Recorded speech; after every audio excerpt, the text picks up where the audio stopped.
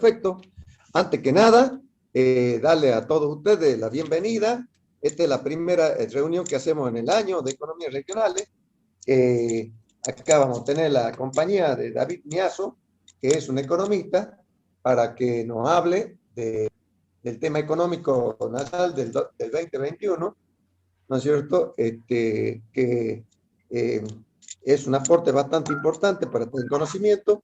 Y bueno, y que este tema que estábamos conversando, realmente esta pandemia nos trajo muchos problemas en la parte humana, en todo. De hecho, que quiero, acá que lo tengo a Pablo Bernengo, que también ha sufrido un problema de salud.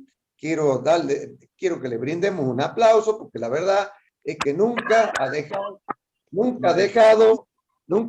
de participar y de trabajar en las economías regionales, que es lo que estamos buscando en el sector productivo, ¿no? Realmente tenemos un equipo en economías regionales que se ha ido agrandando. La verdad que estoy sumamente complacido. Lo tenemos en la parte del sello sustentable, a Pablito Villano, lo tenemos a Gonzalito Roca, que está en el tema de la paritaria, y también Jorgito, que nos acompaña, Jorgito Paso, que nos acompaña también. Así que, como ustedes ven, hemos abierto un poco, bastante, la participación, y justamente de eso se trata, ¿no? Bueno, toda esta problemática que hemos estado sufriendo, que realmente yo siempre digo que tenemos que trabajar en este sentido, en la baja de la tasa impositiva que nos está perjudicando, de las retenciones, todo este tema, todo esto lo vamos a abordar, ¿no es cierto? Vamos a tratar 6 tópicos: la faltante de la mano de obra, la fijación de precios de la uva, las retenciones, el faltante de envase de vidrio, última la información de la yerba mate y la CNTA. Yo no quiero extenderme porque creo que le voy a dar la palabra a Pablito Bernengo para que acomode el tema de los temas, que los maneje, y bueno, cada uno pueda hacer su aporte. Estamos abiertos para que cada uno que quiera expresarse pide la palabra. Estefi toma nota, y lo pueden hacer por el chat, o simplemente, bueno, ya el tema de la metodología que lo manejen los técnicos. No me voy a extender más, simplemente agradecerles a todos ustedes el hecho de que participen y que trabajemos todos unidos. Estoy también preocupado por el tema de las instituciones. Creo que tenemos que consolidar las instituciones. Veo que hay cierta apatía ya en la gente. Hay que participar, hay que estar y trabajar, porque unidos triunfaremos. Les mando un abrazo y le dejo la palabra a Pablito Bernengo para que lo presente. Bueno, creo que Alejandra lo va a presentar a David Miazo, el currículum de David, que es un currículum importantísimo, y que es un gran amigo, y que trabaja permanentemente con nosotros. Esto no es lo que tenía que decir.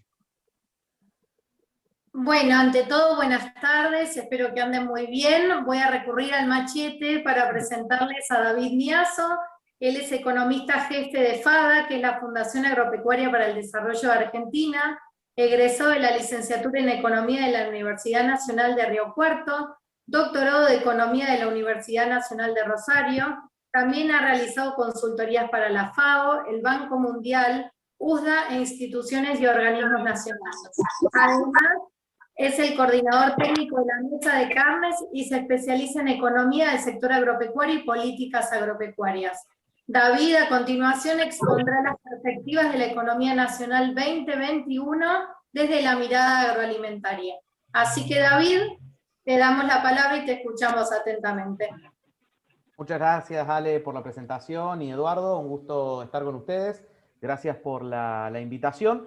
Más o menos lo que conversamos con los chicos es tratar de hacer una presentación algo compacta de media hora para después poder intercambiar. Seguramente muchos de ustedes son mucho más expertos en algunos de los temas particulares que podemos ir tocando y seguramente luego de la charla pueden tener algo que aportar de alguna de las actividades en particular que yo traje así muy por arriba para conversar. Si les parece, arrancamos. Cualquier cosa van interrumpiendo durante la charla o conversamos también al final. Para pensar, obviamente, la economía y el sector agropecuario argentino, un tema importante es el escenario internacional. Un escenario internacional que se espera sea más positivo, o sea positivo respecto al negativo 2020, donde tuvimos, creo que hay algunos ruidos por ahí, chicas, si pueden verificar, donde la economía mundial se espera que presente algún nivel de rebote respecto a lo que fueron las caídas del PBI en las principales economías del mundo. Tuvimos un mundo cuyo PBI cayó un 3,5%, los países desarrollados en promedio cayeron 4,9%, con Estados Unidos con un -8%, la Unión Europea un -7%, y los países en desarrollo cayendo un 2,4%. Brasil, por ejemplo, cayó un 4,5%,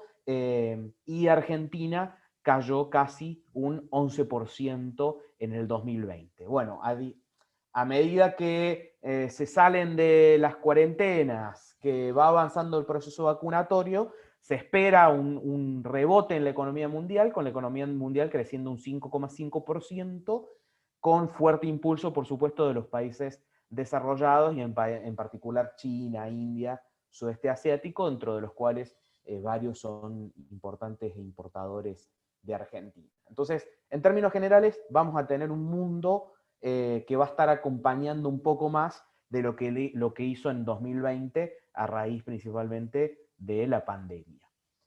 Este mundo nos trae algunas cuestiones positivas y algunas cuestiones negativas. La primera es los desequilibrios macroeconómicos que se están formando a nivel internacional. Por ejemplo, las expectativas de inflación en Estados Unidos, que están empezando a hacer mover hacia arriba las tasas de interés, porque Estados Unidos generó una emisión monetaria muy importante, Estados Unidos, la Unión Europea también, y eso, si bien lo vamos a ver desde el lado positivo, porque ayudó a los precios de las materias primas, genera un contexto de liquidez mucho más grande a nivel internacional, que si tuviéramos una macroeconomía un poquito más ordenada, lo podríamos aprovechar, va generando cada vez mayores desequilibrios en la economía mundial que en algún momento terminan desencadenándose. Y lo negativo son, bueno, algunos posibles rebrotes si las campañas de vacunación no van avanzando lo suficiente. De hecho, estos primeros meses hemos visto algo.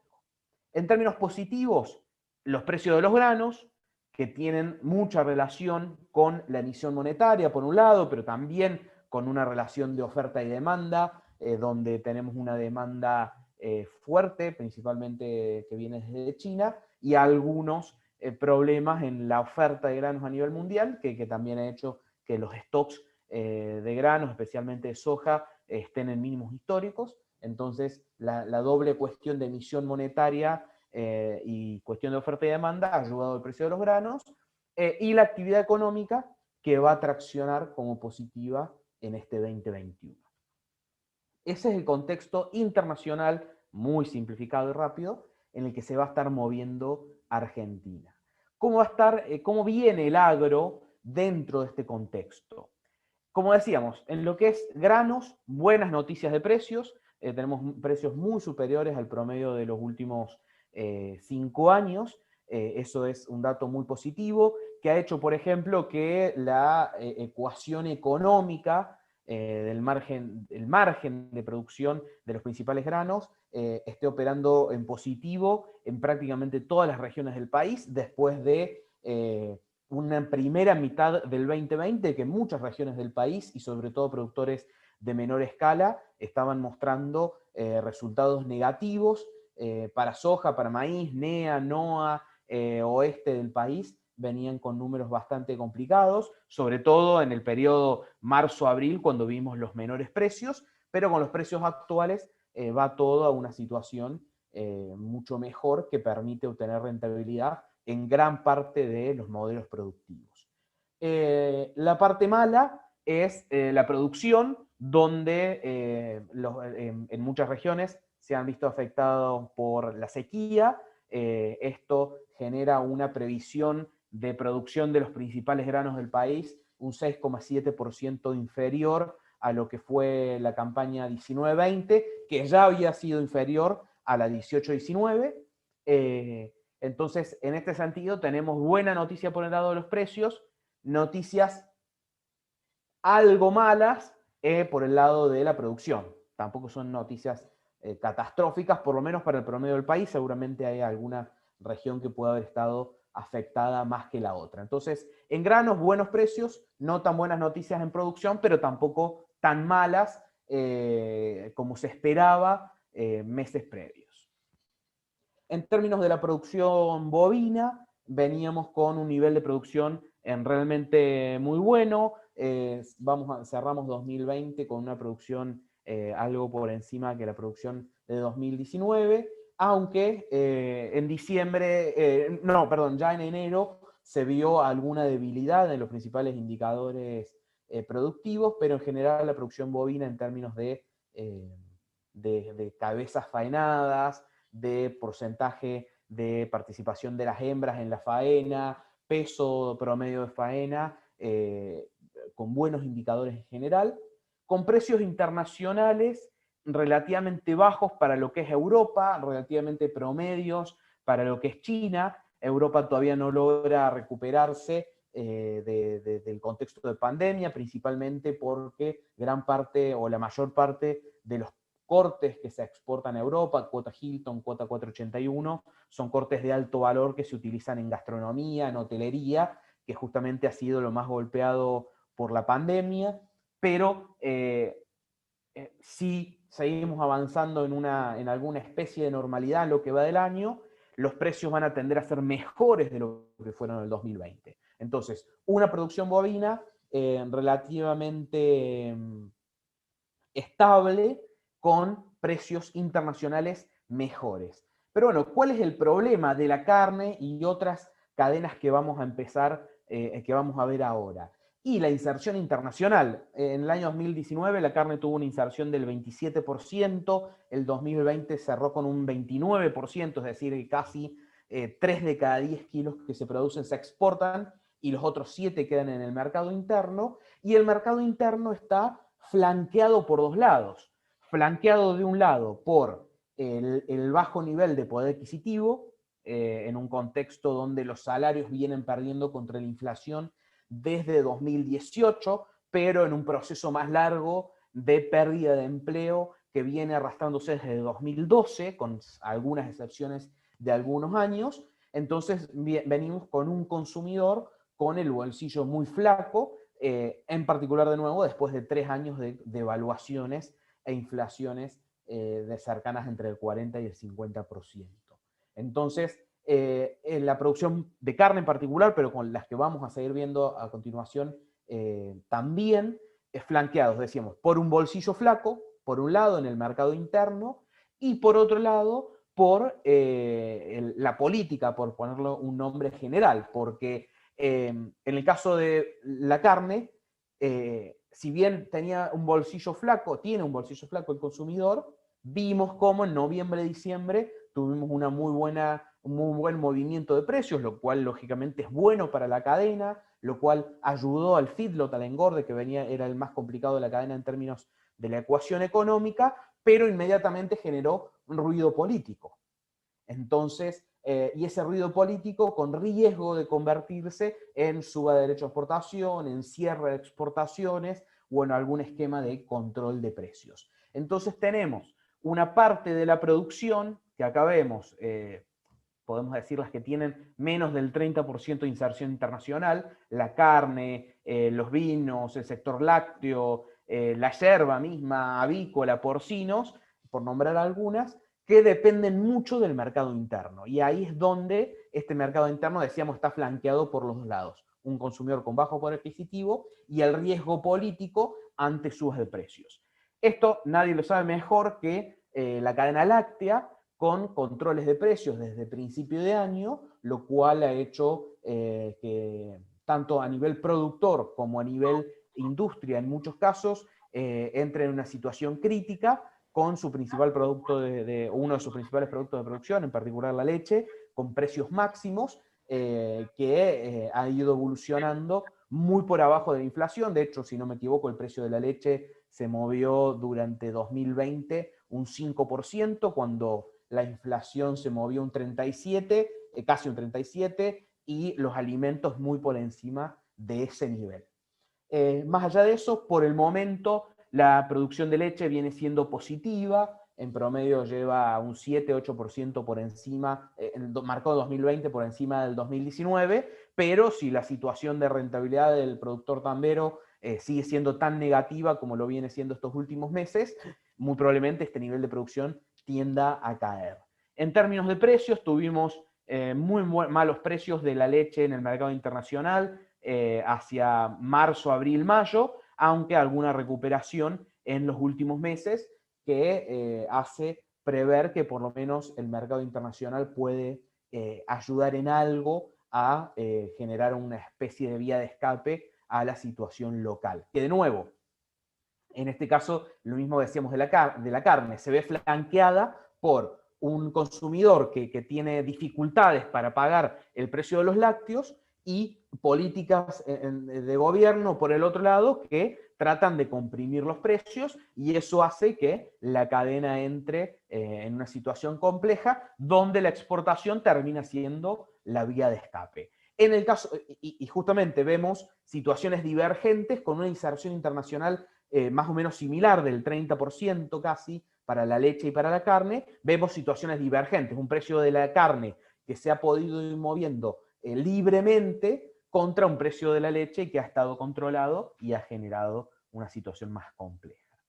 En el caso, solamente por traer otro ejemplo, similar, no tanto por los controles de precios, pero sí por este problema de depender mucho del mercado interno, está toda la cadena vitivinícola, con una producción 2021 que también, acá seguramente varios de ustedes podrán opinar con mucha más experiencia y conocimiento, pero una producción 2021 que se está esperando sea algo similar a la 2020, que había sido un 20% inferior a la de 2019 y también estaba más de 10 puntos por abajo de la producción, del nivel de producción histórico, con precios en principios del año pasado muy malos de exportación, pero que por lo menos tuvieron alguna recuperación a fin de año y que hacen tener alguna expectativa positiva para el 2021.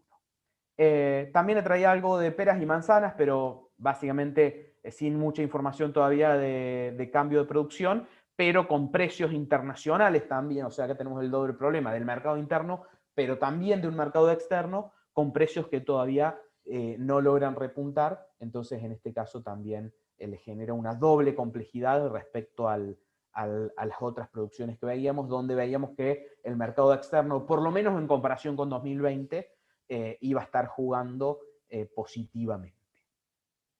Esto de manera resumida como para ver algunas de las cadenas, seguramente cada una tiene sus propias particularidades, pero podemos encontrar estos puntos en común, y todas metidas claramente en un contexto macroeconómico realmente cada vez más complejo. O sea, veníamos de un contexto macroeconómico complejo que se profundizó en el 2018, se profundizó en el 2019 y aún mucho más en el 2020 con la pandemia y el largo proceso de cuarentena que vivimos en Argentina.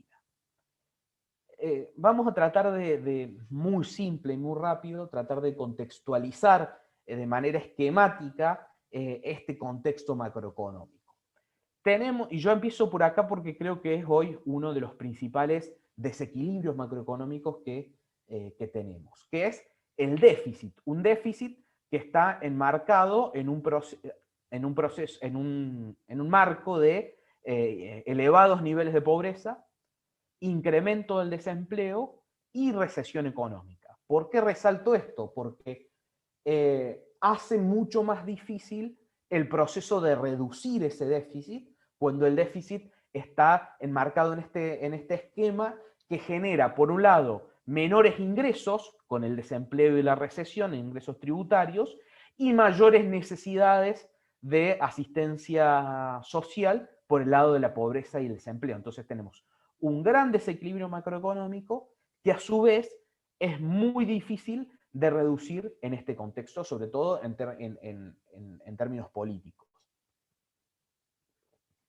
Ese déficit, básicamente el déficit se financia por tres vías: aumento de impuestos, aumento de endeudamiento o emisión monetaria.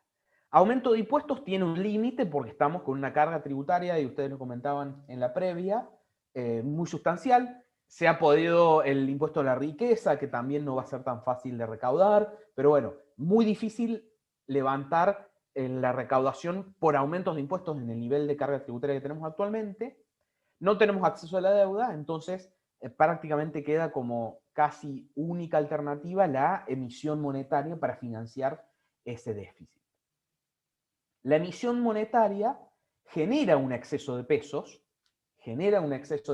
porque si uno empieza a imprimir billetes en una economía que no crece y que además está enmarcada en un contexto de falta de confianza por falta de señales pro mercado, falta de reservas y falta de crédito, genera un exceso de pesos que la gente no quiere. Entonces, la gente quiere convertir esos pesos que se están imprimiendo cada vez más en dólares. Pero como el dólar se quiere tratar de anclar de alguna manera para evitar seguir generando un proceso de devaluación y de inflación más fuerte, se genera el cepo cambiario para tratar de dejar este dólar fijo, y esto genera a su vez una escasez de dólares, porque no hay los dólares suficientes al valor del dólar oficial. Entonces hay escasez en la realidad de dólares oficiales. De dólares libres no hay escasez, por eso uno vale 90 y el otro vale casi entre 140 y 150. Entonces, para que esto pueda convivir, este exceso de pesos con esta escasez de dólares, se impone el cepo, que el cepo trae como consecuencia directa la brecha cambiaria. Si yo algo no dejo que la gente lo compre por la vía, si quieren, formal, como sería el dólar oficial, inmediatamente parte de esa demanda va a los mercados paralelos, tanto al mercado negro, como puede ser el dólar blue, como al mercado del dólar bolsa o el dólar contado con liqui. Entonces, tenemos y esa brecha, empieza a generar una serie de incentivos como cuáles. Y ante la brecha cambiaria yo percibo que el dólar oficial está barato, entonces quiero comprar más bienes dolarizados. Entonces la clase media, ¿qué hace? Compra tecnología, compra electrodomésticos, compra automotores. Todo eso tiene mucho componente importado. Entonces, y la gente sabe que esas cosas están atadas al dólar, entonces las consume. Otra parte de la sociedad compra y consume bienes materiales de construcción. El campo adelanta compras de insumos, de fertilizantes, de maquinaria agrícola. Entonces todos los actores económicos lo que hacen es la brecha genera el incentivo de adelantar compras de bienes dolarizados, de adelantar importaciones, y el que puede de postergar exportaciones, porque si yo sé que en el futuro el dólar oficial va a ser más alto, voy a tratar de posponer la venta o el ingreso de esos dólares. Entonces genera una serie de incentivos que terminan afectando de manera negativa la balanza comercial, esto es las exportaciones e importaciones, y esto es malo porque retroalimenta el problema de escasez de dólares. O sea, sobre que ya no hay dólares, con el cepo y la brecha lo que hacemos es generar incentivos para que cada vez se generen menos dólares. Entonces, ahí es el problema de ese círculo vicioso. Si les parece, y si es que me di a entender con esto, les voy a mostrar algunos números de todas estas cuestiones que fuimos conversando. Por ejemplo, el déficit. Durante 2020 acumulamos un déficit primario de 7% y uno financiero del 9%, es decir, de cada 10 pesos que produce el país, el déficit representó uno de esos 10 pesos.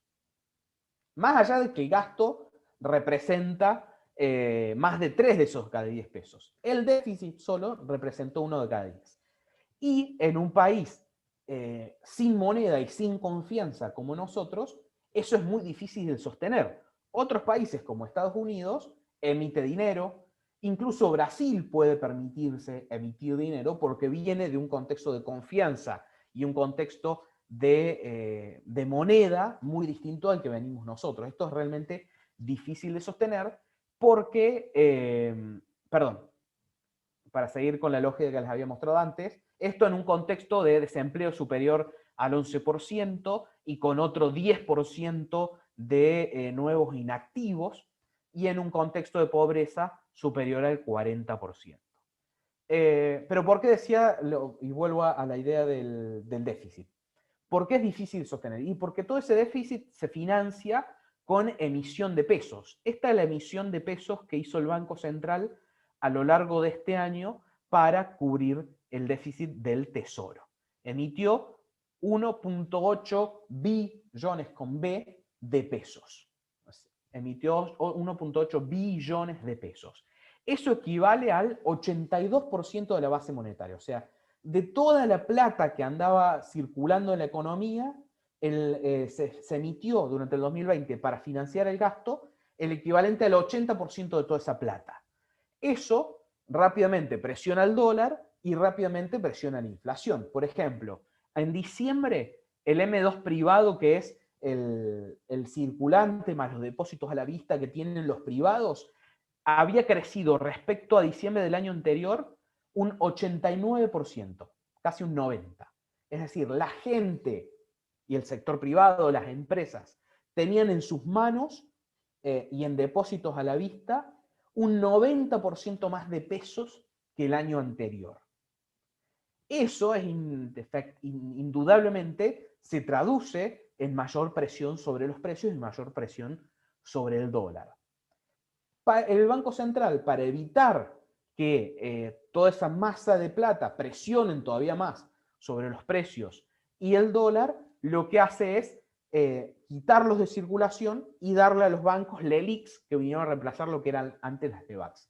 En vez de dejar que los bancos, la gente, las empresas tengan más plata en el bolsillo, le sacan la plata y le dan un bono, básicamente. Y ese bono paga un interés. El stock de pasivos remunerados, que es básicamente esto del Banco Central, arrancó el 2020 con 1.2 billones y terminó con 2.8 billones. Estos son unos 19.000 millones de dólares a valor MEP.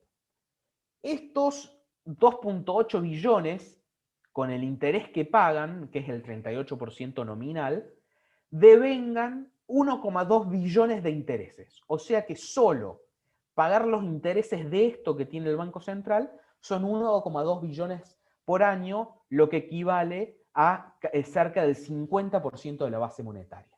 Es decir, vamos a aumentar la base monetaria un 50% solo por los intereses que hay que pagar por las LEDICs, que es básicamente emisión pasada, emisión monetaria pasada, y es inflación futura.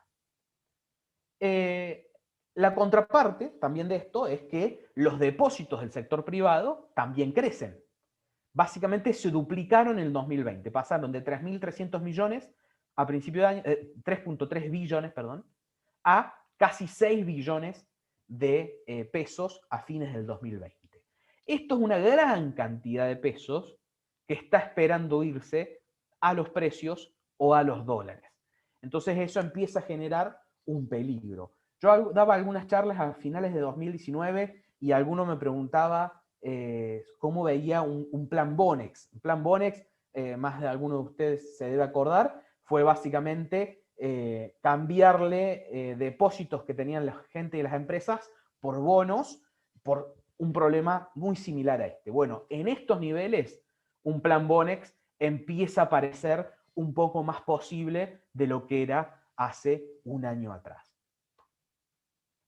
Y como decíamos, el correlato de esto también es mayor presión sobre el dólar, que arrancó en agosto del 19, antes de las PASO, el dólar libre y el dólar oficial a 44 pesos, y teníamos en diciembre un dólar oficial de 82 y un MEP de 140. Ahora tenemos un dólar oficial de casi 90, también con un MEP que se ha mantenido muy estable estos 2 últimos meses. Bueno, toda esta brecha es principalmente por esa gran presión de pesos y sumado a la falta de reservas y a la falta de confianza.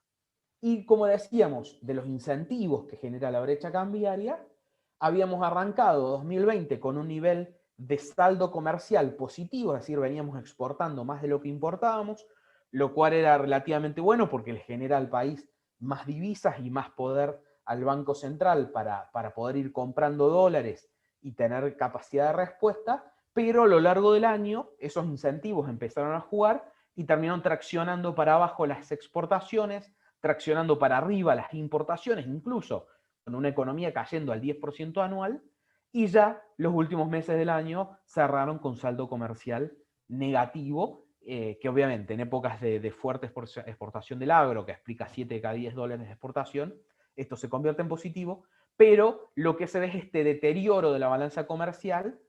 ¿Por qué es un problema?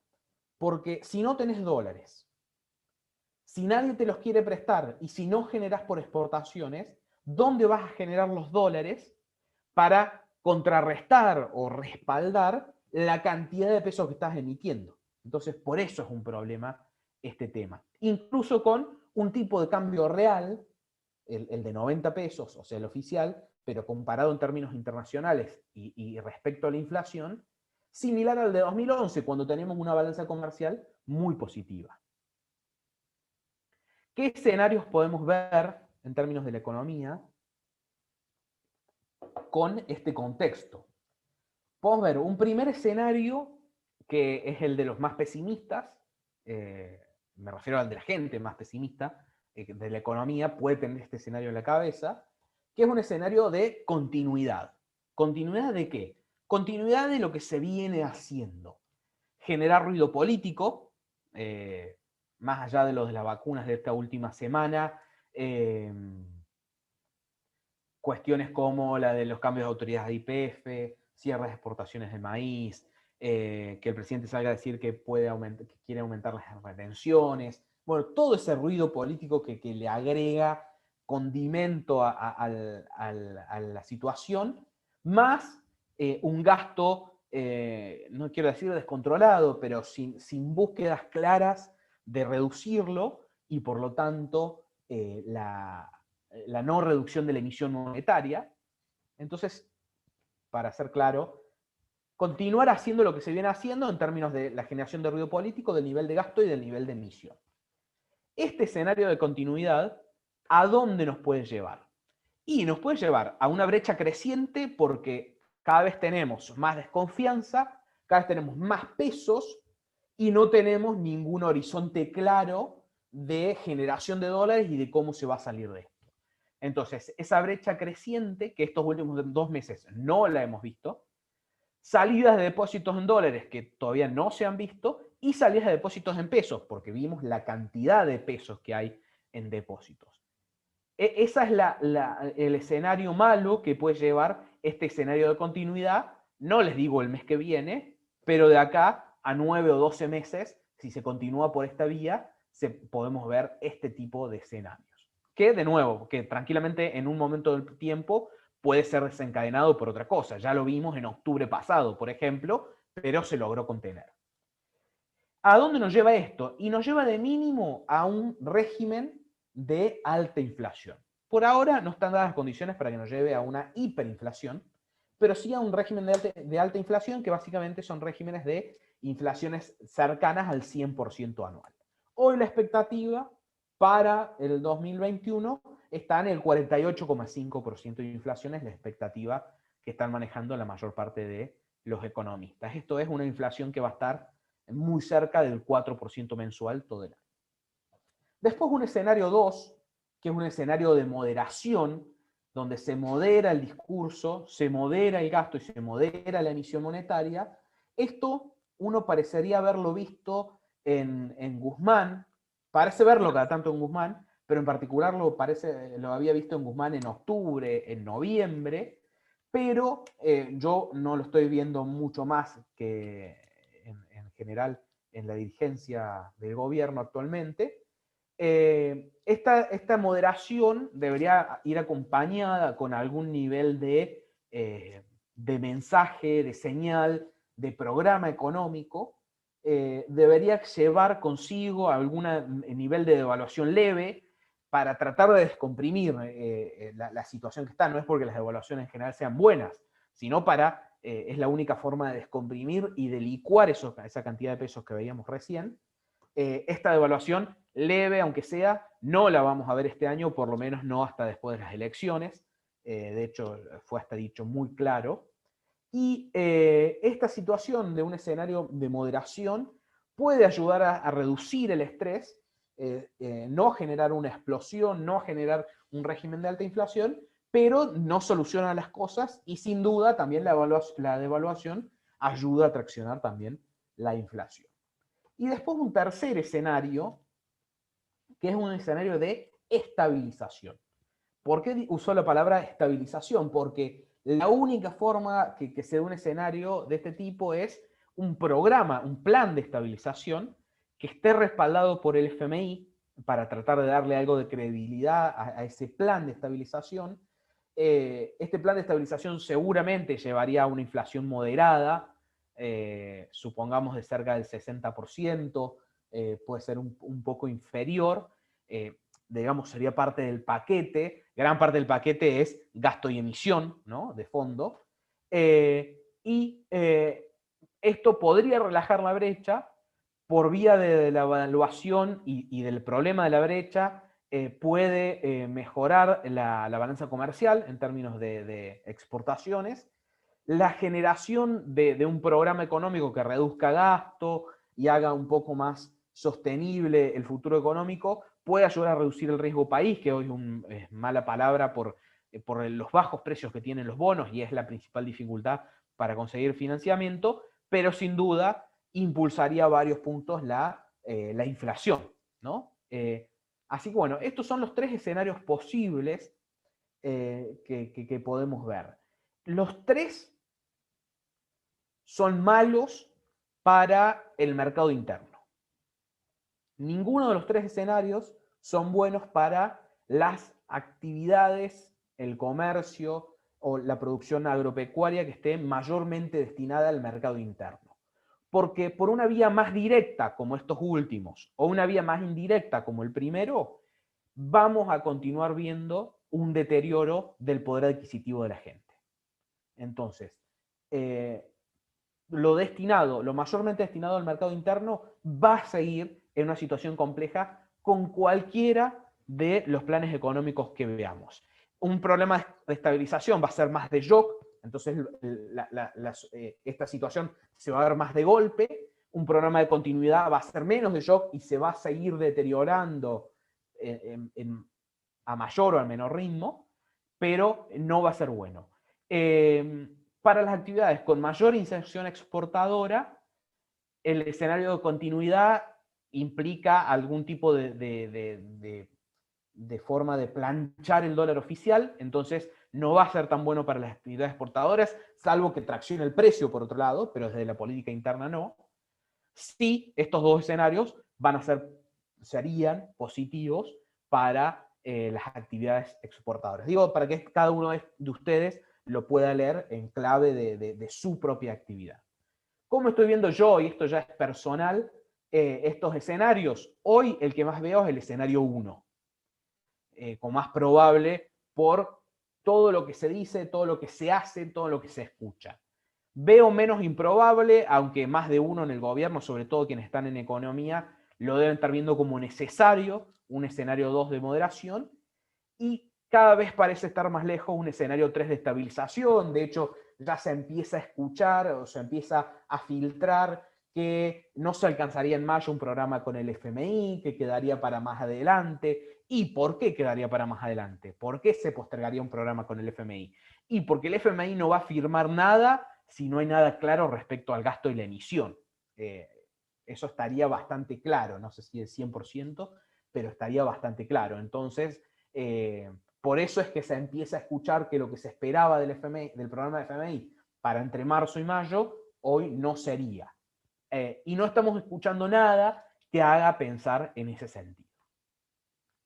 ¿Qué medidas deberíamos ir viendo para identificar a cuál de los escenarios nos vamos moviendo?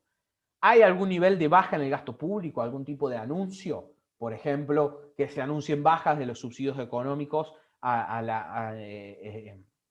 los subsidios energéticos, por ejemplo, iría en este sentido, aunque si bien es bueno macroeconómicamente, en términos microeconómicos a más de un sector le genera complejidades. Si se logra financiar la deuda del Tesoro en el mercado de deuda en pesos, entonces eso genera menos necesidad de emisión monetaria. Si se da algún nivel del salto tipo de cambio oficial, porque claramente está atrasado respecto a la cantidad de pesos que hay en el mercado y a la confianza que hay en el país. Si se presenta algún programa, algún plan económico, un plan económico es necesario en estos contextos para tratar de alinear expectativas en algún nivel. Si hay una buena negociación con el FMI, incluso algunos fondos frescos, esto lo veo muy lejos, y señales, si se mandan buenas o malas señales en términos de derecho de exportación, cierres de exportaciones, por hablar de nuestro sector, pero también señales pro mercado en general, pro exportaciones en general para la economía. ¿Cómo estoy viendo yo personalmente esto hoy? Y algunas cuestiones positivas, pero regulares, digamos, en estos dos aspectos, y negativas en estos otros. Señales son más bien negativas. Plan económico no se habla de nada, no se dice nada. Lo más similar a un plan económico que hay es el presupuesto, que ya planteó una inflación del 20 y pico % para este año, totalmente inalcanzable. Y tipo de cambio oficial, ya lo dijo el propio Guzmán, que este año no iba a haber salto, por lo menos hasta las elecciones. No lo dijo tan así, pero esa fue la lectura. Así que bueno, con esto termino. Estoy un poquito pasado de la media hora que habíamos conversado, así que lo dejo de nuevo en ustedes. Muchas gracias por la atención a todos. Muchas gracias, David. Bueno, Pablito, hacete cargo. Ahí tenemos sello CAME sustentable. Sofía. Para. Primero, me parece Bueno. que si alguien quiere le quiere hacer una pregunta a David, dejemos abiertos los micrófonos y que puedan participar y preguntarle. Perfecto. Aprovechemos que lo tenemos a nuestro amigo David acá en este Zoom, ¿no? Preguntar y también acotar algo, seguramente alguna de las actividades que la tienen mucho más clara.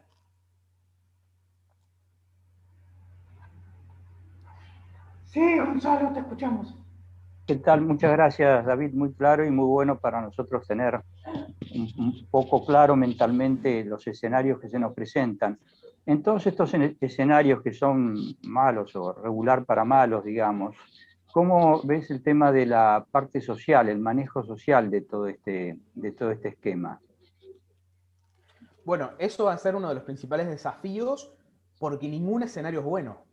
O sea, por lo menos para este próximo año, me inclinaría a decir para los próximos 2, no hay ningún escenario económico en el cual podamos decir se va a generar empleo de manera consistente o va a crecer el poder adquisitivo de manera consistente. Cuando no podemos decir eso, y más vale estamos diciendo se va a perder, la cuestión social es la más compleja.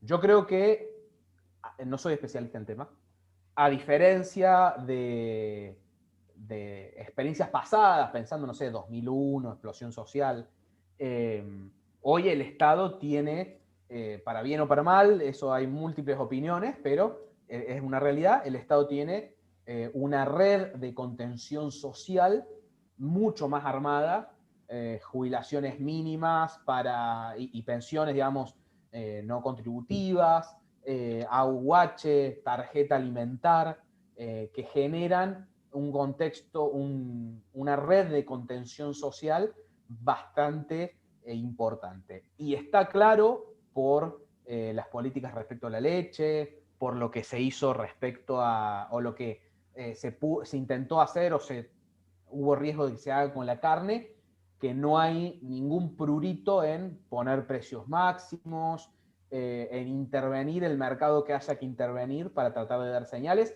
aunque uno sepa que eso es una solución de muy corto plazo, porque en el mediano plazo vos pones precios máximos, haces lo que quieras, te empieza a caer las cantidades ofertadas, porque si las empresas no pueden producir o producen a pérdida, empiezan a no producir.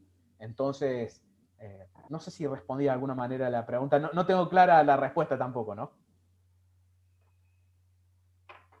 Muchas gracias. Sí. ¿Una otra pregunta? por ahí? Guillermo Júlica. Guillermo, pues, ahí está. Hola, buenas tardes, David. Buenas tardes a todos. Mira, yo estoy en Salta. Nosotros tenemos algunas producciones que compiten mucho con importaciones que vienen de otros países, como por ejemplo la banana ecuatoriana, banana brasilera, banana boliviana, banana paraguaya, cítricos que en algún momento se importaron de España. La sustitución de importaciones en este caso para el mercado interno y puntualmente en este tipo de producciones, ¿lo ves como una cosa posible y que sería de alguna manera deseable que se impulse desde el gobierno nacional para que no salgan dólares a importar cosas que podemos producir nosotros a corto plazo? No estoy hablando de producciones, ¿no? De un olivo que va a tener que esperar un montón de años para que se produzca, ¿no? Sí, creo que sí, porque vamos a ir a varios años, no es solamente una cuestión del 2021, de escasez de dólares, por lo tanto, o sea, de hecho hemos ido viendo que el cepo importador es cada vez más importante, o sea que no hay dólares, y indefectiblemente tarde o temprano a una suba del tipo de cambio oficial, lo que genera un precio más alto para todos los productos importados. Así que creo que sin ninguna duda, por las buenas, en términos de como decías vos, no sé qué palabra utilizaste bien, pero incentivar o promocionar, o por las malas, porque las importaciones no van a entrar o van a ser muy caras. Pero por alguna de las dos, esa sustitución creo que se va a terminar dando. Desconozco en particular el mercado de la banana o algo por el estilo, pero hasta yo entendería que se ha venido dando estos últimos 2 años de manera de oficio, digamos, o sea, de facto. Sí, de todas maneras sigue siendo muy importante la afluencia de productos. Vos te acordarás, hará unos 3 años que fue el tomate gate, porque estaban trayendo tomate de Italia en lata más barato que lo que costaba producir el tomate que se hace en San Juan y en Mendoza, el tomate para industria. Y con el tema de la banana, bueno, si vos vas a alguna feria en Buenos Aires, vas a encontrar mucha más presencia de banana de otros lugares que de la banana argentina, que nosotros llegamos a tener muchas hectáreas acá y se desincentivó tanto que se arrancaron más de 7.000 hectáreas y ahora se está replantando. Lo bueno es que tarda 1 año y medio en producir, entonces es rápida la sustitución, pero no hay todavía un driver que te lleve a decir, bueno, me largo y hago las inversiones que hay que hacer.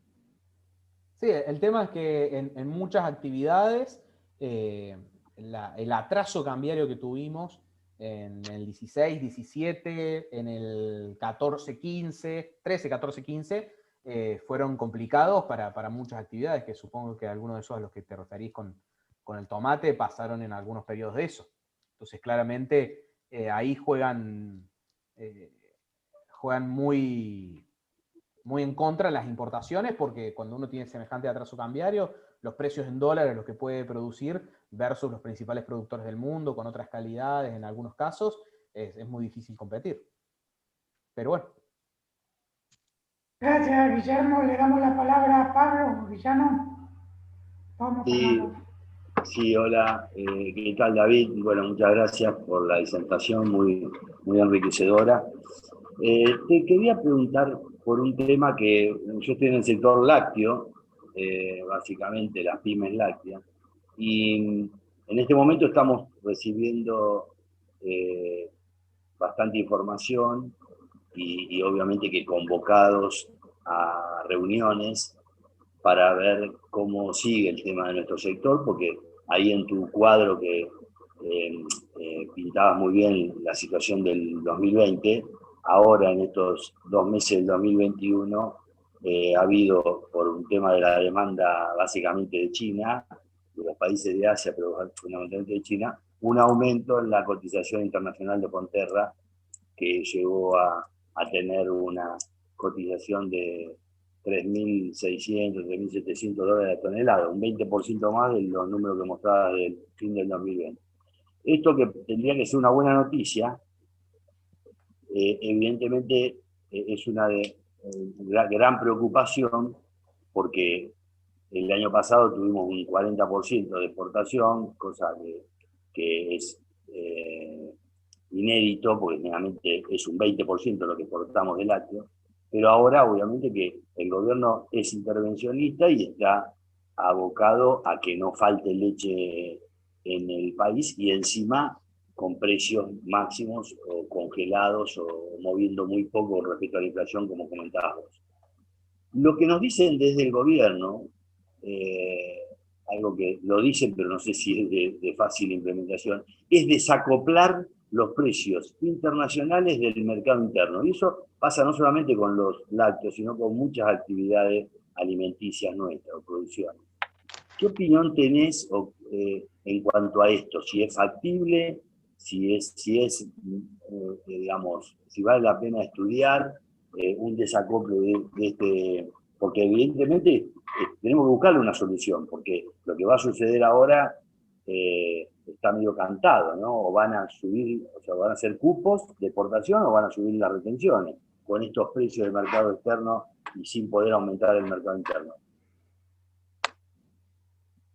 Bueno, en primer lugar, siempre, o sea, arrancamos diciendo un nivel de desacople ya tenemos, primero por brecha cambiaria, segundo por derechos de exportación, y tercero porque realmente los precios internos no están copiando a los valores externos por una cuestión simple de mercado interno, donde hay partes de las cadenas productivas que no pueden colocar en otro lugar la producción que no sea en el mercado interno.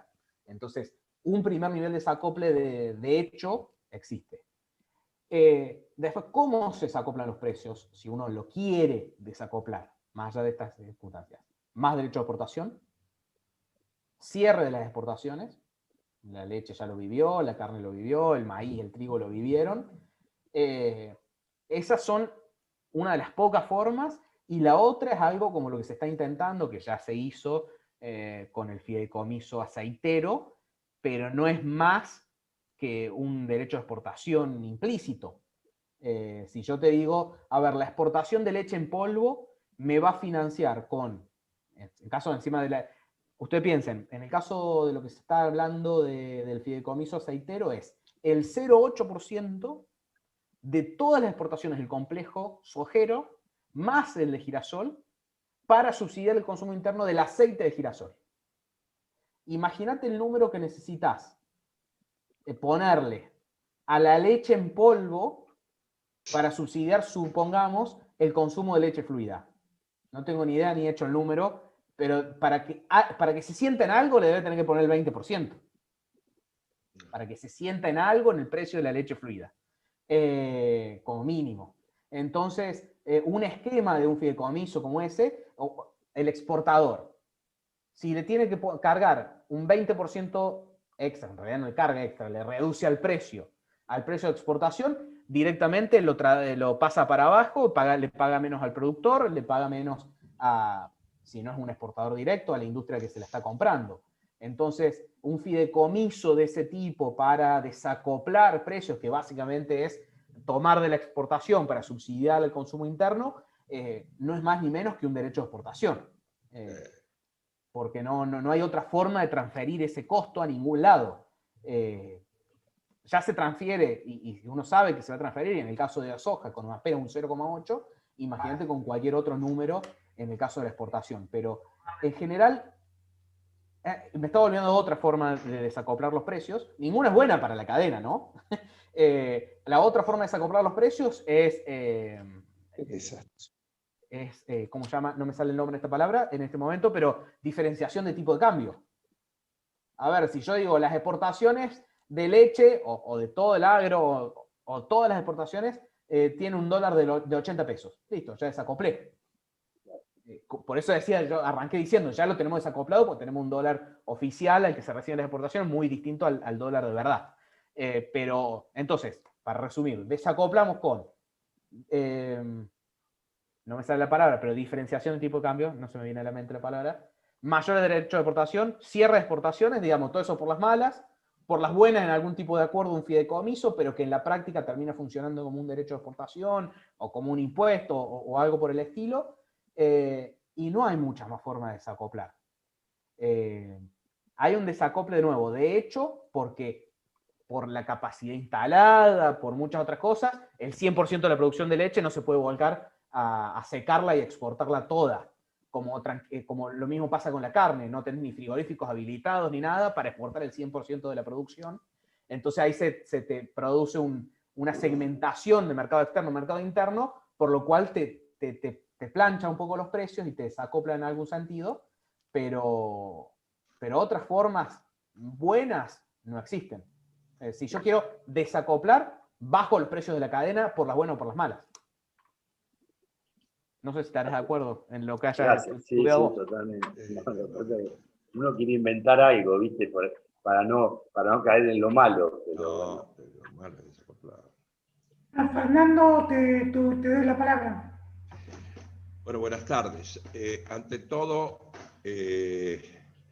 David, yo estoy asociado a FADA y ustedes son un orgullo nacional en cuanto a vos en especial, en cuanto a todos los informes que hacen. Pues por hoy es lo que nos nutre a todo el interior, te diría. Así que felicitarlos y agradecer y felicitar a la gente de CAME, a la dirección de CAME de Economías Regionales por tu presencia. Mi pregunta es difícil de hacer y no sé si tiene alguna respuesta.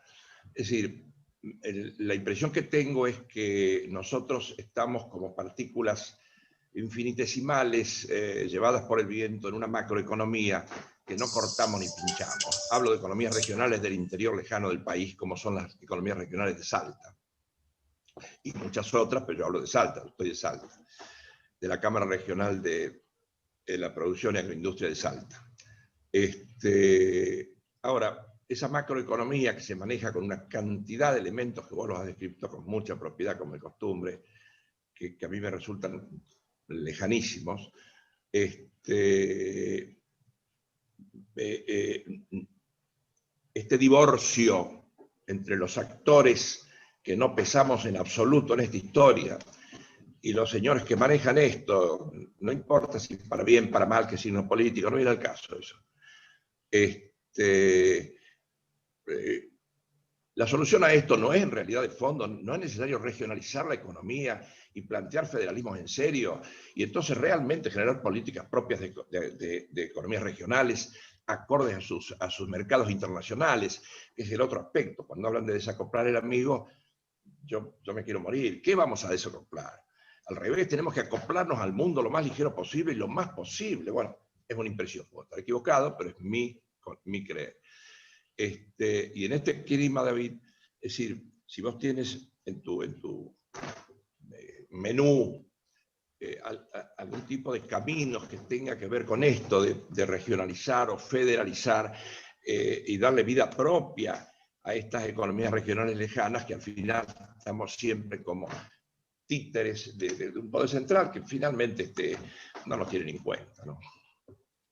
Bueno, Fernando, en primer lugar, muchas gracias por las palabras de introductorias. Un gusto que nos encontremos acá. En segundo lugar, lo de la inserción internacional y acoplarse al mundo. De hecho, yo no terminé diciendo claramente, pero estaba un poco en la presentación. Las cadenas que tienen mayor inserción internacional son las que más pueden escapar a la crisis del mercado interno. Y como país no hay nada mejor que eso, porque por lo menos tenés algunas cadenas que incluso cuando toda la economía está en crisis, pueden seguir traccionando empleo, traccionando actividad económica, traccionando dólares. Así que en ese sentido, la inserción internacional, lejos de ser algo para combatir, cuánta de la carne que producimos exportamos, cuánta de la leche que producimos exportamos, cuánto de los granos que producimos exportamos, es algo para promover, porque justamente es algo que trae mayor actividad económica, más dólares, más empleo, etc. Entonces, en ese sentido, se dan estas discusiones, no sé qué palabra ponerles, pero sin sentido en estos contextos de alta inflación, donde, bueno, termina compitiendo en cierto sentido la exportación con los precios, pero no es el problema del precio es la inflación, es la devaluación, no la exportación. Eso en primera instancia.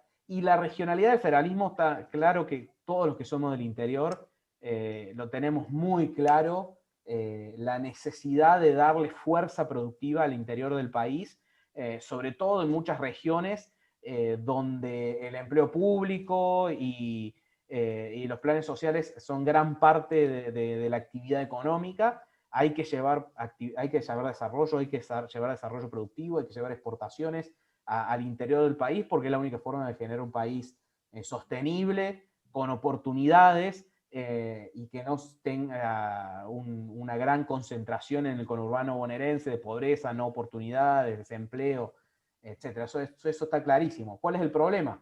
No sé si está tan clarísimo. Los que somos del interior lo tenemos bastante claro, pero no sé si está tan clarísimo. El problema es que vivimos, este gobierno, el anterior y el anterior, en una situación de constante crisis, donde lo urgente termina tapando lo importante. Lo importante que sería tener un plan de desarrollo productivo del interior del país, exportador, etcétera, termina siempre quedando atrás de la última urgencia, que se termina convirtiendo, si tenés una política, en una suba de tasa de interés, si tenés en otra política, en una baja tasa de interés, pero que te genere, pero con emisión monetaria, o en un nuevo plan, en un nuevo tipo de plan social, en un nuevo sistema de financiamiento subsidiado que solamente alcanza a unos pocos, porque si está en una macroeconomía desordenada, ¿cuánto crédito de largo plazo y a tasas razonables podés dar? Entonces, creo que eso es un poco lo que nos pasa. Terminamos metidos en lo urgente y no lo importante, y cada vez eso hace que cada vez que tenemos esa discusión, estamos unos cuantos pisos más abajo. O sea, alguien me dijo una vez, estamos en una rotonda, es un déjà vu constante. Bueno, no es una rotonda, es un resorte, cada vez estamos un punto más abajo en la discusión. Pero bueno, no creo que lo solucionemos vos y yo discutiendo acá nomás. Pero a un paso vamos a hacer. Gracias. Un gusto. Gracias, Fernando. ¿Hay alguna persona más que quiere intervenir? Me pide la palabra. No veo a nadie. Bueno, David, en primer lugar, desde CAME, de las economías regionales, te queremos agradecer este espacio y te liberamos. Y bueno, sabemos que podemos contar con vos para otras exposiciones y un poco aclararnos sobre todo las perspectivas que se nos vienen, ¿no? Un gusto conversar con ustedes. Espero que la próxima vez que me inviten tenga noticias más positivas. Gracias, Pablo. Gracias, Eduardo, por la invitación. Y Steffi y Alejandra tienen la presentación y seguramente se las van a acercar a todos. Un gusto compartir.